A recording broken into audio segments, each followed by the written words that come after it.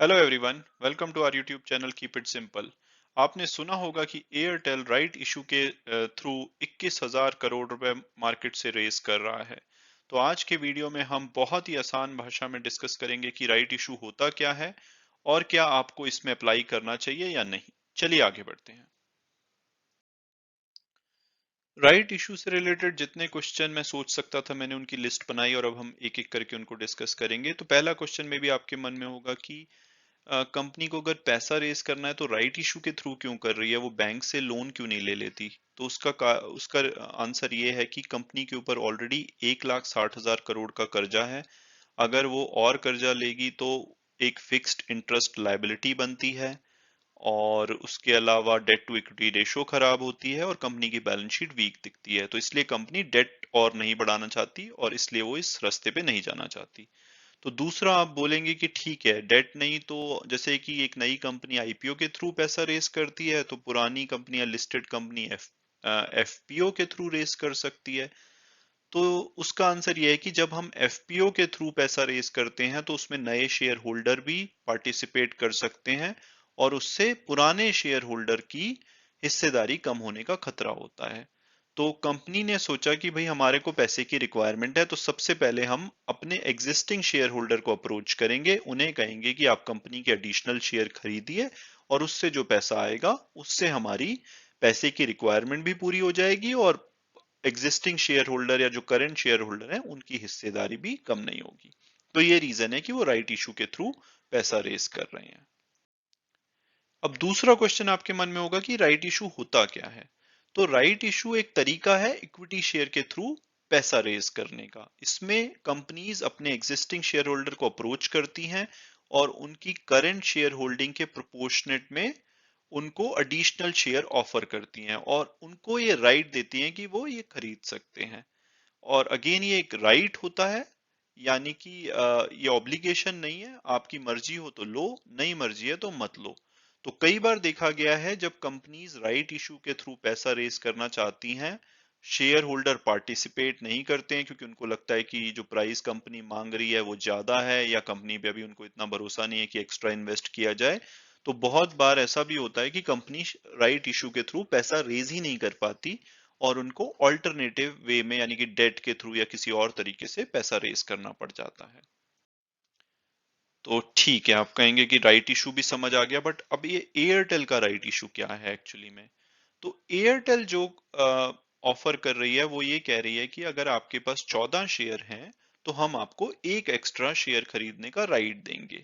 तो ये शेयर कब होने चाहिए आपके पास, वो होने चाहिए रिकॉर्ड डेट को, जो कि कंपनी अभी अनाउंस नहीं किया है कंपनी ने और वो फ्यूचर में अनाउंस करेंगी।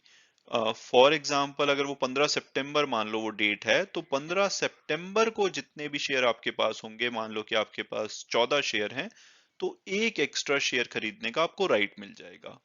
कई लोगों का क्वेश्चन यहाँ पे होता है कि भाई मेरे पास 25 शेयर हैं तो मुझे कितना मिलेगा। तो ये 14 के मल्टीपल में होगा, यानी कि आपके पास 14 शेयर हैं तो एक शेयर का, 25 शेयर हैं तब भी एक शेयर का ही राइट मिलेगा, लेकिन अगर आपके पास 28 शेयर हैं तो आपको दो एक्स्ट्रा शेयर खरीदने का राइट मिलेगा। तो रिकॉर्ड डेट अगर 15 सितंबर होती है तो आप उस दिन से पहले अगर शेयर खरीद लेंगे एयरटेल के मार्केट से तो आप भी इसमें पार्टिसिपेट कर पाएंगे।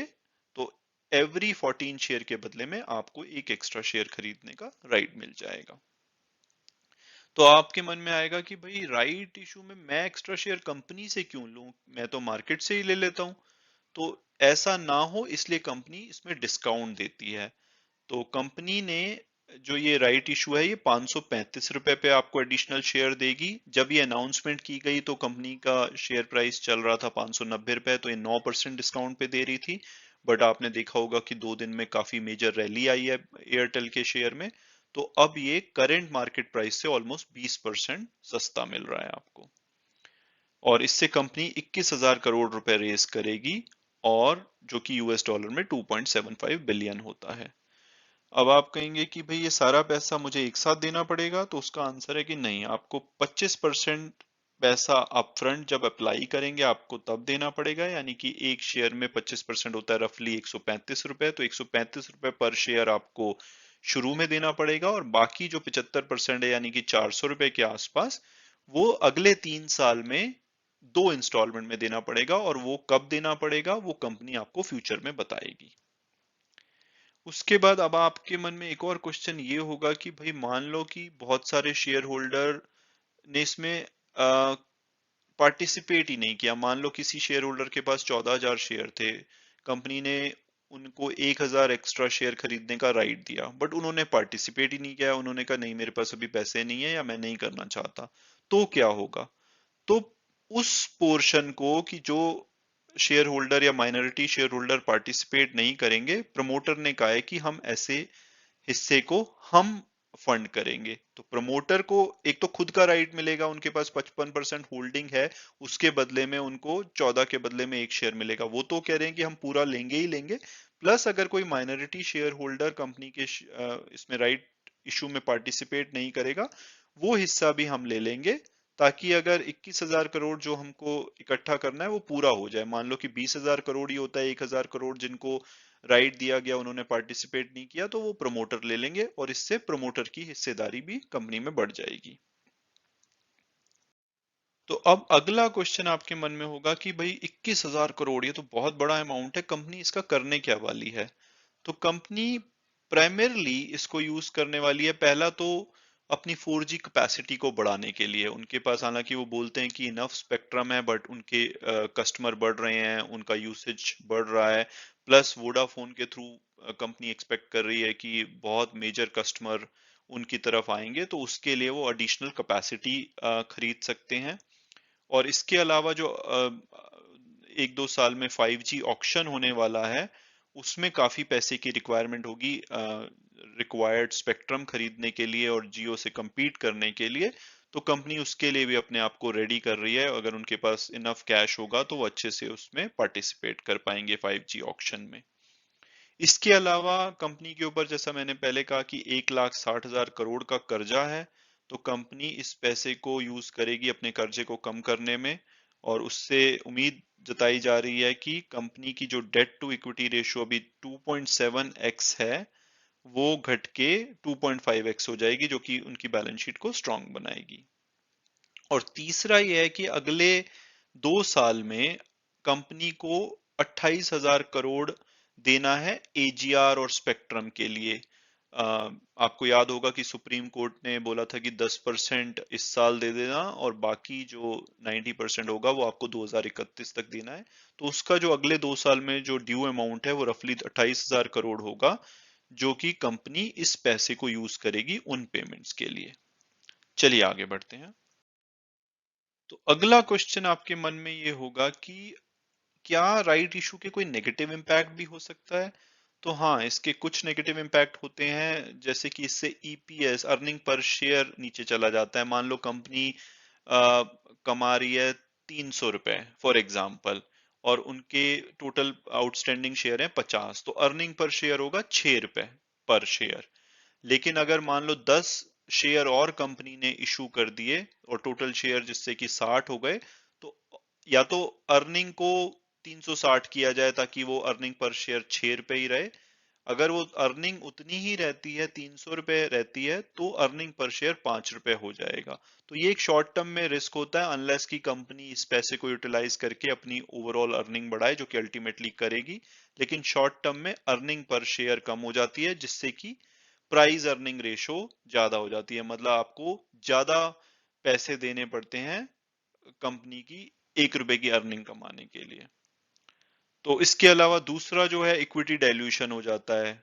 इक्विटी डाइल्यूशन का मतलब है कि जो एक्स्ट्रा शेयर आ रहे हैं वो डिस्काउंट प्राइस पे आ रहे हैं, डिस्काउंट पे इशू कर रही है कंपनी, तो ओवरऑल इससे इक्विटी का डाइल्यूशन हो जाता है, जो कि कंपनी एक्सपेक्ट कर रही है कि 7% के आसपास इक्विटी डाइल्यूशन होगा। अब अगला क्वेश्चन होगा कि आपके मन में, और इम्पोर्टेंट क्वेश्चन ये होगा कि भाई हमें पार्टिसिपेट करना चाहिए, ऐसे क्या कारण है कि हमें इसमें पार्टिसिपेट करना चाहिए? तो डेफिनेटली मेरी ओपिनियन ये है कि इसमें पार्टिसिपेट करना चाहिए, और उसके कारण ये हैं कि करंट मार्केट प्राइस आज की डेट में 664 हो चुका है। हालांकि रैली आई है, हो सकता है थोड़ा बहुत करेक्ट हो, बट ये 20% कम प्राइस पे, यानी कि 535 रुपए पे आपको कंपनी अगर ऑफर करती है, राइट शेयर, तो ये 20% करंट मार्केट से नीचे होगा। तो डेफिनेटली इस वजह से आपको अगर मौका मिलता है, आपके पास इनफ शेयर हैं, तो आपको राइट इशू में पार्टिसिपेट करना चाहिए। दूसरा आपका ये है कि कल की जब कॉन्फ्रेंस कॉल हुई after this announcement of money raising, तो उसमें इनके जो चेयरमैन है उन्होंने कहा है कि भाई अभी हमारा एवरेज रेवेन्यू पर यूजर 146 रुपए है, इसको कंपनी इस फाइनेंशियल ईयर के एंड तक 200 रुपए करना चाहती है और अल्टीमेटली इसको 300 रुपए तक लेके जाना चाहती है। तो ओवरऑल अगर एवरेज एवरेज रेवेन्यू पर यूजर बढ़ेगा तो कंपनी के प्रॉफिट बढ़ेंगे, तो ये एक अच्छी बात है, उससे मार्केट शेयर ऑब्वियसली ऊपर जाएगा या शेयर प्राइस ऊपर जाएगा। इसके अलावा तीसरा कारण आपके पास ये है कि वोडाफोन यूजर्स वोडाफोन लूज कर रहा है और उम्मीद की जा रही है कि 10 करोड़ कस्टमर एयरटेल की तरफ आ सकते हैं। तो अगर नए कस्टमर आएंगे तो उससे भी रेवेन्यू बढ़ेगा और वो शेयर प्राइस को बेटर करने में हेल्प करेगा। और इसके अलावा कंपनी की अर्निंग लगातार बढ़ रही है, फ्री कैश फ्लो बढ़ रहा है क्योंकि वो मार्केट शेयर गेन कर रहे हैं। इसके अलावा उनका कभी भी ऐसा नहीं गया इवन जियो के लॉन्च के बाद कि उनका रेवेन्यू शेयर लॉस में गया हो या रेवेन्यू कम हुआ हो उनका, इतने टफ कंपटीशन के बाद भी। और अगर सरकार कुछ वोडाफोन के लिए बेल आउट निकालती है तो उसका इनडायरेक्टली फायदा एयरटेल के लिए होगा, क्योंकि सिर्फ वोडाफोन को नहीं करेगी वो, जो भी जिन जिन कंपनीज को एजीआर की वजह से नुकसान हुआ है उन सबको बेल आउट करेगी, तो एयरटेल को भी इनडायरेक्टली उससे बेनिफिट होगा। और अगर हम ब्रोकरेज हाउसेस का भी देखें तो वो 655 से 780 के बीच में इसका प्राइस एक्सपेक्ट कर रही हैं।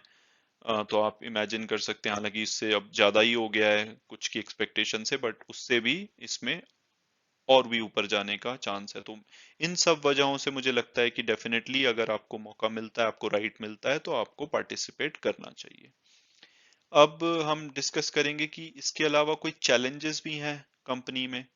तो चैलेंजेस की अगर हम बात करें तो इन्होंने अभी अपने प्राइस बढ़ाए हैं और सुनील मित्तल जी ने, जो इनके चेयरमैन है, उन्होंने बोला कि वो और भी बढ़ाना चाहते हैं, लेकिन वो आउटलायर नहीं करना चाहते कि वो इतना बढ़ा दें कि वो अपने कस्टमर ही लूज करने लग जाएं, क्योंकि 90% उनके कस्टमर प्रीपेड हैं और अगर उनको प्राइस सूट नहीं करेगा तो वो दूसरे टेलीकॉम ऑपरेटर मोस्टली जियो के पास स्विच कर जाएंगे। तो इसलिए उनके पास एक लिमिटेड ही स्कोप है अपने प्राइस को बढ़ाने का, अनलेस कि सारे प्लेयर उसको बढ़ाएं।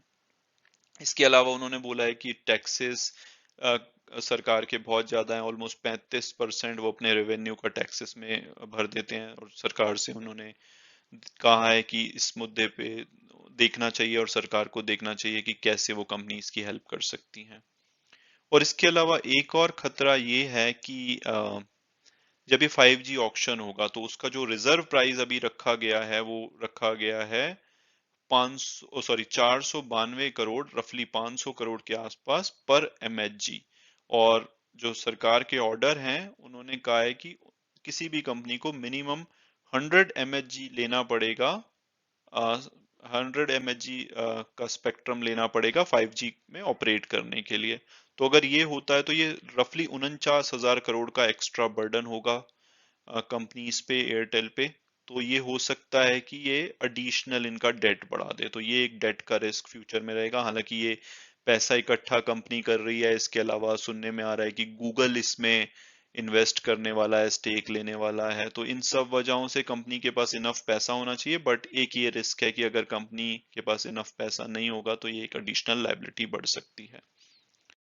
तो ये एक डिटेल वीडियो था, मुझे लगा कि आपके मन में जितने भी क्वेश्चन होंगे उनका अच्छे से आंसर देने की मैंने कोशिश की, ताकि आपको ये पूरा क्लियर हो कि ये राइट इशू क्या है और आपको पार्टिसिपेट करना चाहिए या नहीं। तो thanks a lot for watching the video, और अगर आपको ये वीडियो पसंद आया हो तो प्लीज मेरे चैनल को सब्सक्राइब कीजिए। Thanks a lot again and God bless you all.